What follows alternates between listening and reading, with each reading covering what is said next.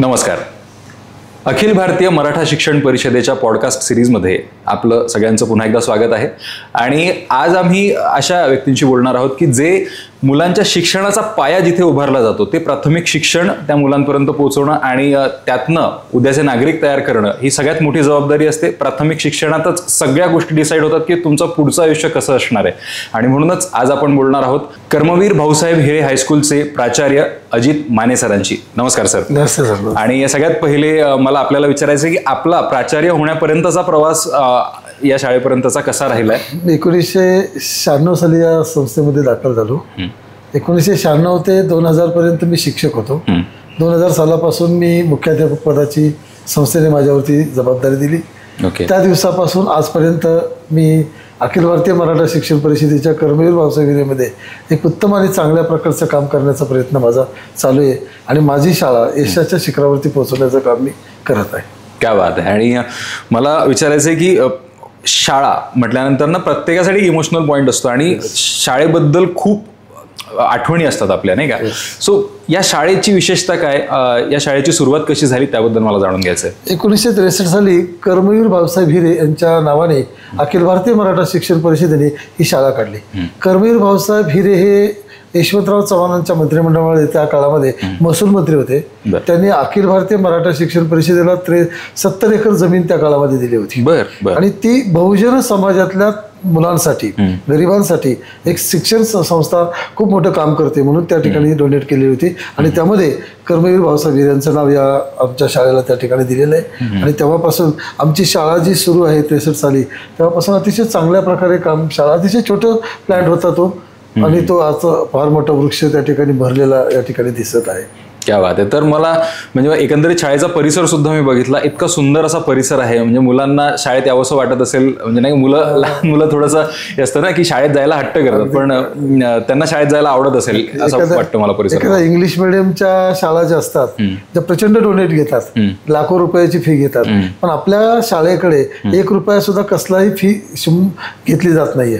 क्या बात आहे. त्याचं कारण असं आहे की जे आमच्या संस्थेचे जे काही सेक्रेटरी होते पहिले आदरणीय उत्तमरावजी अण्णासाहेब पाटील, समाजभूषण पुरस्कार विजेते होते, त्यांची तत्वप्रणाली अशी होती की येईल त्याला शिक्षण देणं हे या संस्थेचं ब्रीदवाक्य आहे. मग तो मुलगा कोणत्या याच्यामध्ये शिकलेला आहे, त्याला किती टक्के मार्क्स आहेत, तो किती याच्यामध्ये आहे, कुठल्या जातीचा तर प्रश्नच नाहीये, पण असणाऱ्या बहुजन समाजातल्या त्या प्रत्येक मुलाला ठिकाणी ऍडमिशन दिलं जात होतं. आणि तो चांगल्या मार्काने कसा पासआउट होईल, एक चांगलं उच्च शिक्षण इथून घेऊन कसं आहे हे त्यांचं ब्रीदवाक्य होतं. त्या तत्वप्रणालीवरती या शाळेमध्ये सुद्धा येईल त्या मुलाला या ठिकाणी ऍडमिशन दिलं जातं आणि त्याला चांगल्या प्रकारे मार्क्स देऊन मार्क पाडून तो विद्यार्थी भविष्यामध्ये आपलं भविष्य उज्ज्वल करण्यासाठी बाहेर पडत असतो. क्या बात आहे. तर मला याच्या पुढे जाणून घ्यायचं आहे की आपल्या शाळेमध्ये नेमक्या कशा सुविधा उपलब्ध आहेत, काय काय उपक्रम आपल्या शाळेमध्ये घेतले? माझ्या शाळेमध्ये म्हणजे जर तसं पाहिलं तर करोनाच्या काळामध्ये ही शाळा जसं आज बघतो आपण इंग्लिश मिडियमकडे सगळ्या पालकांचा कल आहे, हळूहळू मराठी मिडियम ह्या म्हणजे शाळा संस्था बंदच पडत चाललेल्या आहेत. पण आम्ही करोनामध्ये जे काही दुर्घटना घडत गेल्या, अनेक पालक गेले, अनेक मुलांचे आई वडील गमावले गेले किंवा काहींचे अख्खं घरचे घर उद्ध्वस्त झालं, पण त्या ठिकाणी जी संख्या होती ती कमी होत गेली. मला एक योजना काढली की अशी की त्या मुलांना काहीतरी दिलं पाहिजे चांगलं. त्याच त्यांच्याकडे पैसे नाहीत, नोकरी गेल्यामुळे फी भरू शकत नाहीत. मग आम्ही काय केलं तर आमच्या संस्थेच्या सरचिटणीस आदरणीय प्रमिलाताई गायकवाड मॅडम यांनी प्रयत्न करून आणि समाजभूषण अण्णासाहेब पाटलांचे चिरंजीव अजय उत्तमराव पाटील हे डेक्कन एज्युकेशनचे ते सेक्रेटरी आहेत डेक्कन मराठाचे, त्यांनी एक सततच त्यांचं समाजासाठी खूप मोठं योगदान आहे. समाजातल्या तळागाळातल्या माणसाला काही ना काही स्वरूपामध्ये शिक्षणासाठी मदत करणे किंवा इतर आर्थिक प्रश्न जे असतील ते सोडवण्याचं काम अजय उत्तमराव पाटील करतायत. त्यांनी माझ्या शाळेमध्ये आल्यानंतर त्यांनी ठरवलं की इथल्या प्रत्येक मुलाला एक गणवेश दिला पाहिजे, या फुकट गणवेश दिला पाहिजे. या मुलांची जी काही शाळेची फी आहे ती सुद्धा फुकट त्या ठिकाणी भरली पाहिजे. म्हणजे 1 रुपया फी न घेता त्यांनी त्या शाळेमध्ये ही योजना चालू केली. ट्रॅकसूट चालू केले, खेळासाठी लागणारा सुंदर ट्रॅकसूट दिला, फी दिली. आणि त्यांनी असं ठरवलं की ही फक्त या भागातल्याच परिसरातली मुलं येतात, का नाही आपण असं जरा थोडंसं वेगळं काहीतरी करूया. म्हणून त्यांनी आम्हाला सांगितलं आणि आम्ही हडपसर सारख्या प्रभागातून जवळजवळ माझ्याकडे 150 ते 250 मुलं त्या वैदवाडी झोपडपट्टीतून आम्ही आणतोय. कात्रजच्या घाटामध्ये जनसेवा फाउंडेशन आहे, तिथून 80 ते 90 मुलं माझ्याकडे येत आहेत. सिंहगड रोडमध्ये जे काही घरामधून सकाळी बाहेर पडणारे जे पालक आहेत, जे मैल कचरा गोळा करतायत, धुणं भांडी करणाऱ्या स्त्रिया आहेत, अशा लोकांची मुलं ज्यांना आईवडील नाहीत, अशा सर्वांची मुलं आणण्यासाठी आम्ही खूप मोठा प्रयत्न करतो. त्यासाठी अजय उत्तमराव पाटील साहेबांनी आम्हाला 2 बसेस त्या ठिकाणी देऊ केल्या. आणि त्या बसचा उद्देश असा की डोर टू डोअर सर्व्हिस आम्ही त्या मुलांना त्या ठिकाणी देतोय. म्हणजे कसल्याही प्रकारची फी त्यांच्याकडनं घेतली जात नाही. माझ्या शाळेतले सगळे शिक्षक, जे माझी टीम वर्क आहे, ते सगळेजण आपल्या खिशातून 5-5 हजार रुपये आम्ही काढतो आणि त्याचं डिझेल किंवा संस्थेच्या माध्यमातून त्या ड्रायव्हर लोकांचा पगार त्या ठिकाणी केला जातो आणि ही मुलं त्या ठिकाणी आणली जातात आणि त्या मुलांना एक चांगल्या प्रकारचं शिक्षण देण्याचा आमचा नक्की प्रयत्न आहे की उद्याचं भविष्य ते उज्ज्वल तर होईलच, पण एक माणूस म्हणून चांगला नागरिक कसा घडेल यासाठी आमचा प्रयत्न त्या ठिकाणी आहे. मार्क्स तर सर्वांनाच पडतात, पण एक चांगल्या प्रकारचे संस्कार की तो मुलगा घरी गेल्यानंतर आपल्या आजीला त्या ठिकाणी विचारलं पाहिजे की आजी तू जेवली का, आजी कशी आहेत, आजोबा कसे आहात. म्हणजे हे संस्कार करण्याचं काम माझी शाळा नक्कीच करते. माझ्या शाळेमध्ये जर सुविधांच्या बाबतीत बोलायचं म्हटलं तर एक सुसज्ज अशा प्रकारचं विज्ञान संग्रहालय माझ्याकडे आहे. आम्ही त्याला सायन्स लायब्ररी म्हणतो. 2000 स्क्वेअर फूटची सायन्स लायब्ररी आहे. या लायब्ररीमध्ये माझ्या सायन्स प्रयोगशाळेमध्ये वेगवेगळ्या प्रकारचे प्रयोग मांडलेले आहेत. तुम्हाला लाईटचा जर प्रोजेक्ट बघायचा असेल, टर्बाईन बघायचा असेल तर कोयनेला जावं लागतं, तर तो माझ्या शाळेमध्ये आहे. वाईन प्रकल्प बघायचा असेल तर कुठेतरी तुम्हाला एखाद्या डोंगरावरती पवन ऊर्जा बघायला लागलं. ते छोटंसं मॉडेल आम्ही त्या ठिकाणी ठेवलेलं आहे. अनेक प्रकारचे भोवरे आहेत समुद्रामध्ये असणारे, वेगवेगळ्या प्रकारचे ह्युमन बॉडी जे आहे तर ह्युमन बॉडीचे सगळे पार्ट्स त्या ठिकाणी आहेत. टीथ आहेत, नोज आहे, माउथ आहे, आईज आहे, हँड आहे, लेग्स आहे, हे सगळे पार्ट आम्ही त्या ठिकाणी ठेवलेले आहेत. सगळ्या प्रकारचे प्रयोग करत असताना फिजिक्स, केमिस्ट्री, बायो या तिन्ही फॅकल्टीचे प्रयोग आहेत. इतरही जे काही जागतिक विक्रम मिळवलेले जे काही प्रयोग आहेत ते माझ्या प्रयोगशाळेत आहेत. मुलं जेव्हा वर्गामध्ये आम्ही शिकवतो आणि शिकवल्यानंतर त्या मुलांना LCD प्रोजेक्टवरती दाखवलं जातं आणि नंतर प्रत्यक्ष त्यांना त्या ठिकाणी प्रयोगशाळेत आणून दाखवलं जातं. त्यामुळे त्या मुलांची आकलन शक्ती एवढी वाढते की पटकन त्यांच्या डोक्यामध्ये ते बसतं आणि त्यांचा पुढचा जो काही भाग आहे, एक्झाम, परीक्षा वगैरे, तो अतिशय सुखमय आणि सुंदर रीतीने ती मुलं पेपर लिहित असतात. माझ्याकडे कॉम्प्युटर लॅब आम्ही स्थापन केले आहे. HSBCच्या माध्यमातून एक सुंदर प्रकारची कॉम्प्युटर लॅब त्या ठिकाणी स्थापन केली आहे. जवळजवळ 20-25 लाख रुपयाची कॉम्प्युटर लॅब माझ्याकडे आहे. त्या कॉम्प्युटर इनबिल्ट असल्यामुळे त्याला वेब कॅमेरा आहे. त्या वेब कॅमेऱ्यावरती मुलं डायरेक्ट कॉन्फरन्स जे आहे त्याच्यामध्ये भाग घेत असतात आणि ते कॉन्फरन्स हैदराबादच्या मोठमोठ्या कंपन्या आहेत. HSBCचं जे कॉल सेंटर आहे त्या ठिकाणी आमच्या मुलांना आम्ही घेऊन जातो. शनिवारचा वगैरे वेळ दिला जातो की काय चालतं कॉल सेंटरमध्ये, नक्की काय मुलं करतात. म्हणजे आज जर 8वी-9वीतल्या मुलाला जर कळलं की मला उद्या कॉम्प्युटर इंजिनियर व्हायचंय आणि मला या ठिकाणी पोहोचायचंय, तर त्या प्रकारचं शिक्षण माझ्या या फाउंडेशन तयार होते आणि त्याला एक गोडी आणि त्या ठिकाणी एक उत्सुकता निर्माण होते की उद्या मला काहीतरी बनायचं. तेव्हा त्याच वयापासून प्रयत्न करायला जातो. अशा प्रकारे ती कॉम्प्युटर लॅब माझ्याकडे. त्याच्यानंतर मी माझ्या ह्याच्या ठिकाणी डिजिटल क्लासरूम त्या ठिकाणी तयार केलेला आहे. मोठ्या टीव्हीमध्ये सगळ्या प्रकारचे जे काही गोष्टी आहेत त्या इनबिल्ड केल्या आहेत की माझा शिक्षक शिकवतो कसा. छोटे छोटे PPT तयार केलेले आहेत आणि त्याच्यामध्ये पोट केलेले आहेत आणि वेगवेगळ्या प्रकारचे खेळ असतील किंवा धावत्या जगामध्ये जर आपण पाहिलं की स्पर्धा चालू असतात ती त्या मुलांना त्या ठिकाणी नेऊन लाईव्ह शो दाखवला जातो. मोदी साहेबांची चाय पे चर्चा असते, या सगळ्या गोष्टी मुलांना त्या ठिकाणी नेऊन दाखवल्या जातात. एवढ्यावरच नाही थांबलं तर या गरीब घरातली मुलं जी आहेत, माझ्याकडे येणारी मुलं ही अतिशय गरीब घरातली आहेत. या मुलांचे आई वडील सकाळी जातात, संध्याकाळी घरी येतात, धुणं भांडी करणारी आहेत, कोणाला आई वडील नाहीत. अशा मुलांना एक वेगळ्या प्रकारची गोडी लागावी. अभ्यासात जर कमी असेल तर संगीताकडे गोडी लागावी. म्हणून माझी विद्यार्थ्यांनी एक उदय जगताप नावाचे, त्यांच्याबद्दल मी तुम्हाला पुढे सांगेलच, उदय जगताप नावाच्या एका विद्यार्थ्याने माझ्या शाळेमध्ये संगीत शाळेची स्थापना केली. त्याने गिटार, पियानो, तबला, हे सगळे वाद्य त्या ठिकाणी दिली आणि आम्हाला एक शिक्षक, संगीत शिक्षकही त्या ठिकाणी दिला. त्यामुळे ती मुलं चांगल्या प्रकारे ती संगीत वाजवून किंवा गिटार वाजवून, पियानो वाजवून छान प्रकारे असं ऑर्केस्ट्रासारखं गीत गातात. छान छान गीतं ती स्वतः म्हणतात आणि त्यांना एक अभ्यासाची गोडी त्या संगीतामुळे लागलेली आहे.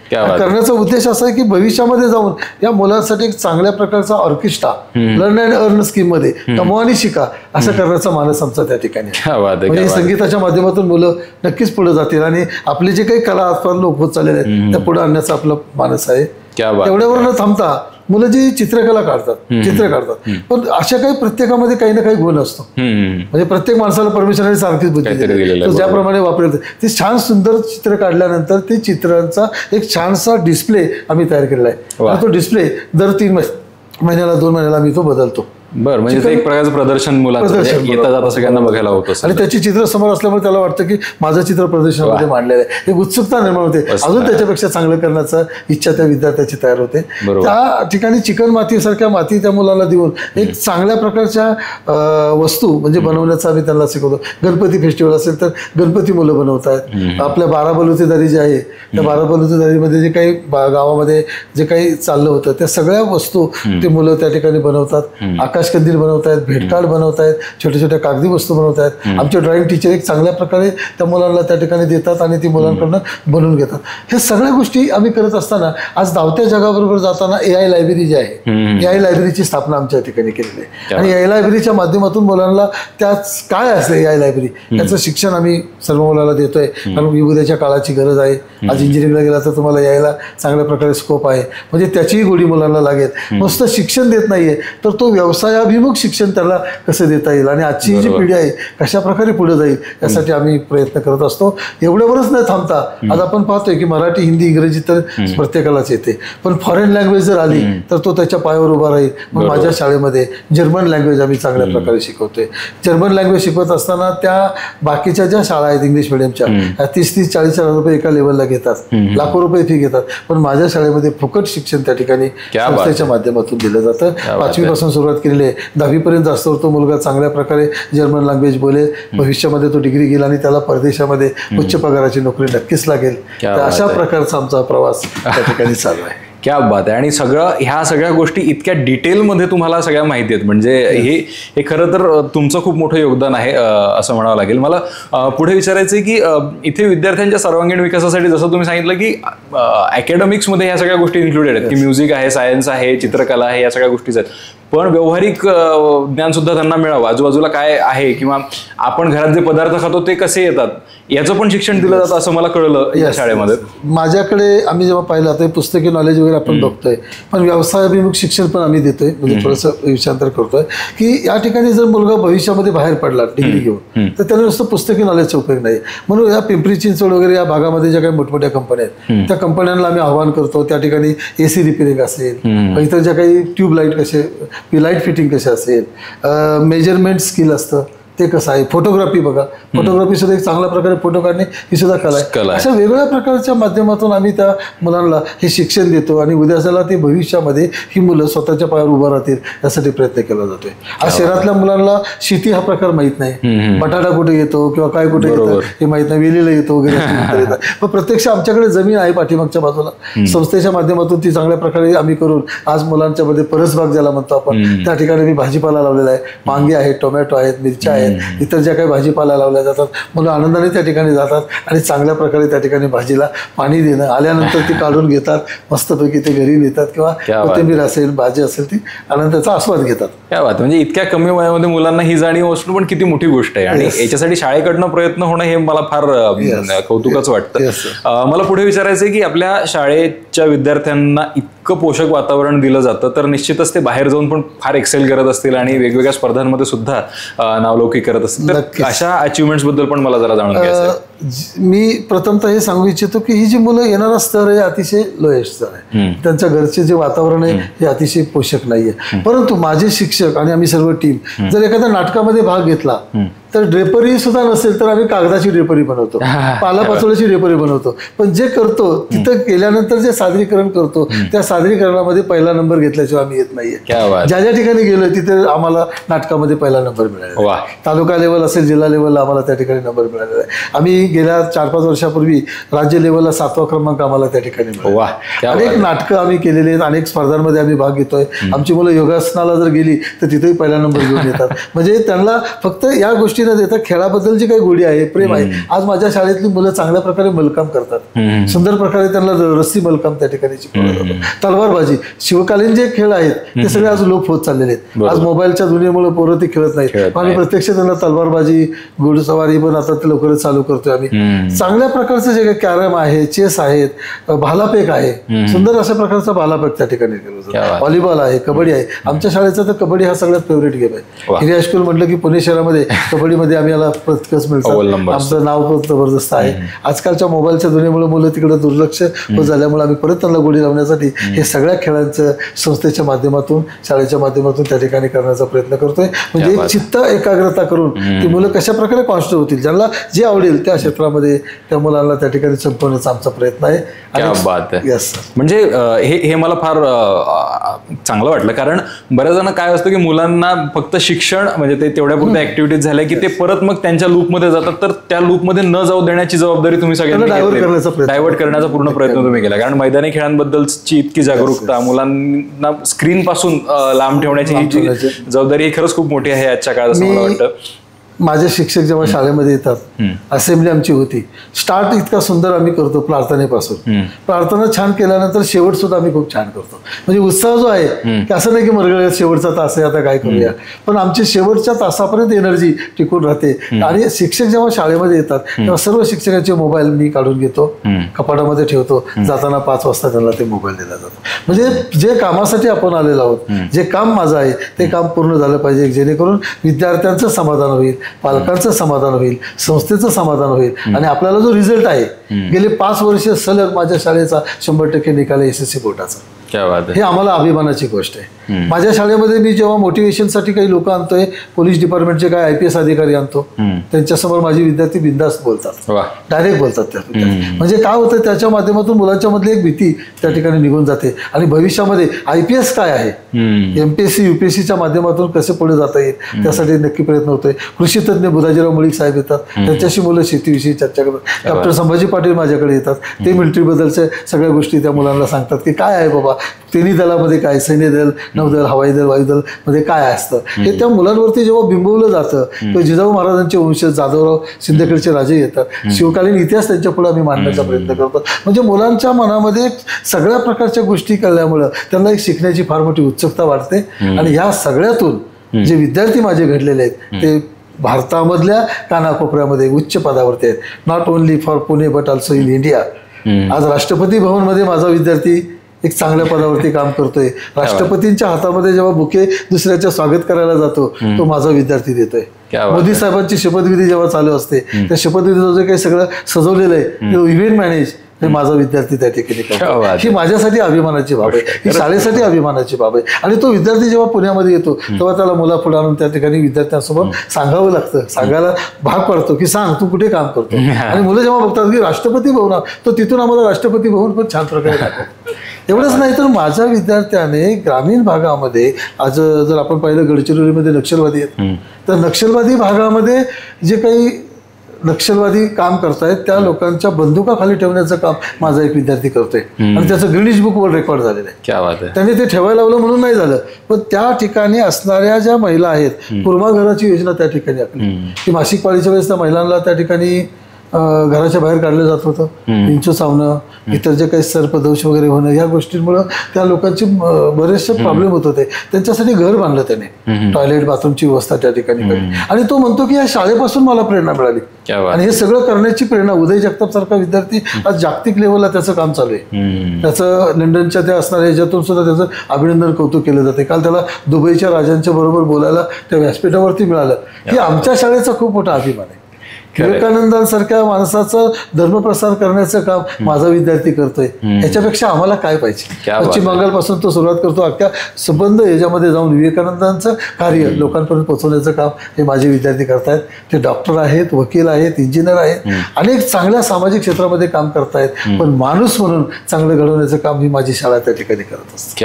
त्याच्यामध्ये इतक्या तळमळीने जेव्हा सगळे शिक्षक मिळून काम करतात त्यावेळेला शाळेचं नावलौकिक हे सगळीकडे होतंच. तर मला पुढे शाळेच्या अचिव्हमेंट्स काय आहेत, शाळेने काय काय गोष्टी अचीव्ह केल्या त्याबद्दल विचारायचं आहे. शाळेच्या जे शिक्षक आहेत किंवा जर सगळं वर्ग, मग तिथं सेवक वर्गापासून ते प्रिन्सिपलपर्यंत म्हणजे माझ्यापर्यंत सगळेजण अतिशय तळमळीने काम करतात की संस्थेची जबाबदारी आपल्यावर टाकलेली आहे. एक चांगल्या प्रकारे काम करून आपण संस्थेचा नावलौकिक, शाळेचा नावलौकिक कसा वाढेल यासाठी जे प्रयत्न करतो ते मनापासून करले जातात. म्हणजे वर्गावर शिकवणं म्हणा किंवा विद्यार्थ्यांचे विविध प्रकारच्या गेम्स असतील. माझा शिक्षक हा विद्यार्थ्याला घरी सोडायला जातो.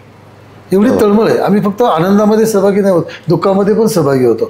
तो विद्यार्थी आपल्याकडे प्रवेश घेतलाय, मग त्याला आपण फक्त प्रवेशापुरतं नाही मर्यादित ठेवलं, की त्याच्या वस्तीमध्ये, त्याच्या असणाऱ्या प्रभागामध्ये जाऊन त्याच्या सुखदुःखामध्ये सामील होण्याचं महत्त्वाचं काम माझे सगळे सहकारी करतायत. या सगळ्यातून आमचा लवलौकिक वाढल्यामुळं माझी विद्यार्थी मला खूप प्रकारे मदत करतायत. शाळेबद्दल त्यांच्यामध्ये आस्था, प्रेम, जिव्हाळा निर्माण झालेला आहे. सगळ्या स्वरूपामध्ये मदत ते देत असतात. आणि यातूनच गेल्या वर्षी असणारं गुणवत्ता संवर्धन अभियान मुख्याध्यापक संघ आणि जिल्हा परिषद शिक्षण अधिकारी यांच्या माध्यमातून राबवलं गेलं. त्यामध्ये पुणे जिल्ह्यामध्ये प्रथम क्रमांक माझ्या शाळेला त्या ठिकाणी प्राप्त झाला. ही माझ्यासाठी खूप मोठी अभिमानाची गोष्ट आहे. आणि एवढ्यावरच नाही थांबलं तर पुणे शहर आणि पिंपरी चिंचवड या भागामध्ये आम्हाला तालुका असतील आणि या सगळ्यामध्ये प्रथम क्रमांक मिळाला. गेल्या वर्षी मुख्यमंत्री सुंदर माझी शाळा यामध्ये 3 लाखाचं क्लस्टरमधील पहिलं प्राईजही माझ्या शाळेला त्या ठिकाणी मिळालं. इथं पुरंदर तालुक्यामध्ये सुंदर शाळेचं प्रदर्शन भरलं, त्यामध्ये 3य क्रमांकाचं आमदारांचं पारितोषिक आम्हाला मिळालं, पैशाचंही पारितोषिक मिळालं. अशा प्रकारे ही शाळा उंच प्रकारची भरारी त्या ठिकाणी आम्ही घेत आहे.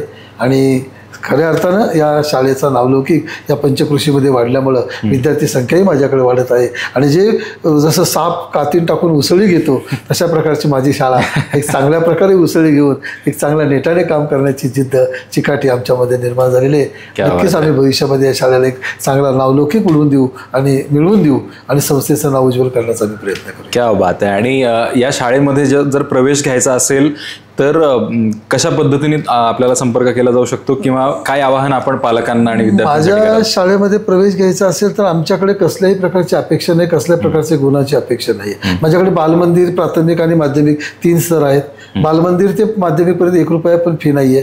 पालकांनी मला त्या ठिकाणी त्यांचा असणारा जन्म दाखला, त्याचा असणारा जे काही जर 1ली ते 10वी पर्यंत असेल तर त्याचं गुणपत्रक, पाठीमागच्या इयत्तेचं आणि दाखल्याचा आमच्या दाखला आणून दिला तर त्याचा आम्ही ॲडमिशन निश्चित करतो. एवढ्यावरच नाही थांबलं तर आम्ही या सगळ्या गोष्टी करत असताना या संस्थेचे जे काही स्विमिंग टँक आहेत, वेगवेगळ्या प्रकारचे बास्केटचे मैदान आहेत, इतर जे काही गोष्टी आहेत, ह्या सगळ्यांच्या मध्ये फुकट त्या ठिकाणी मुलांना कोच करण्याचं काम करून एक नॅशनल चॅम्पियनशिप मुलांना मिळवून देतोय. मुलींसाठी सुद्धा वेगळी अकॅडमी तयार करतोय.